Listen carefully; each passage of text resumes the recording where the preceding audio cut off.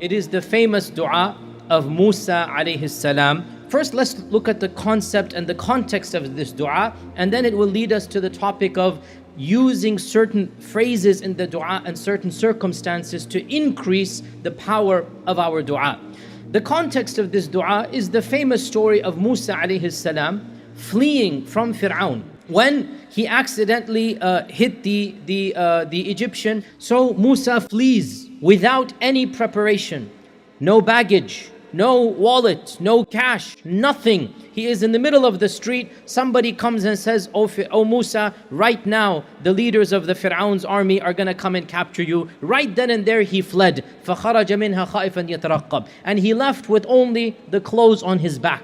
And he didn't even know where he's going. And he goes from town to town, village to village, until he reaches the land of Midian, which is in the Sinai Peninsula. So he goes to Midian. وَلَمَّا وَرَدَ مَاءَ مَدْيَنَ. When he got to the well of Midian, he's thirsty, he wants water, and there's a public well that he can have access to. He hasn't had food, he hasn't drunk for Allah knows how long. When he gets there, he sees a very strange scene. And that scene is a lot of shepherds, young men with their flock, and they're jostling and shoving, fighting one another to get food for their flock, to get water for their flock. And away from them, there are two ladies with a small group of sheep as well. So he says to them, "What is the matter? ما خطبكما? What is your story? What are you doing here?" قالتا لا نسقي. They said, "We as ladies, we can't go into this crowd, this melee of men hustling and bustling. We're not going to jump in there. We have to wait our turn until they finish. There's no water left. Whatever is left, we will get it for our flock. Our father is elderly. We cannot afford a hired hand. So we are forced in our circumstances to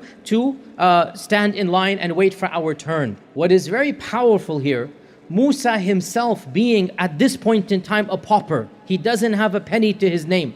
Musa, having nothing, still manages to give. And when he gives this act of charity, that he goes in and he feeds their flock without any thanks, he doesn't need anything from them. And it is very important to point out that these ladies, culturally, ethnically, and religious-wise, have nothing to do with Musa. Also, I remind you, he was not yet a prophet. He was your average Muslim. He was a Muslim. Despite all of the problems, can you imagine his own mental state? Can you imagine what he's worried about? He doesn't even know where he's going to sleep. He doesn't know where he's going to get food.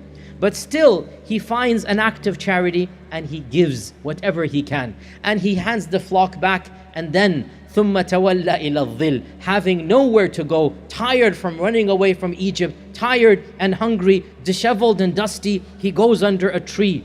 And all alone, from the depths of his heart, he makes this dua. قَالَ رَبِّ إِنِّي لِمَا أَنزَلْتَ إِلَيَّ مِنْ خَيْرٍ فَقِيرٌ. He said, "Oh my Lord, any good that you send down to me, O Allah, I am faqir, I am a beggar, I am muhtaj, I am miskin, I have nothing, but I want everything you can give me, and I will always be grateful." قَالَ رَبِّ إِنِّي لِمَا أَنزَلْتَ إِلَيَّ مِنْ خَيْرٍ فَقِيرٌ. And this dua, what happened then?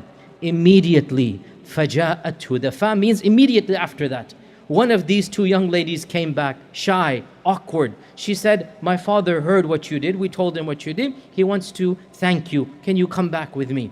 And so he goes back, and within a few hours, he gets a job. He gets a roof over his head. He gets food and drink for many, many years. He gets a career.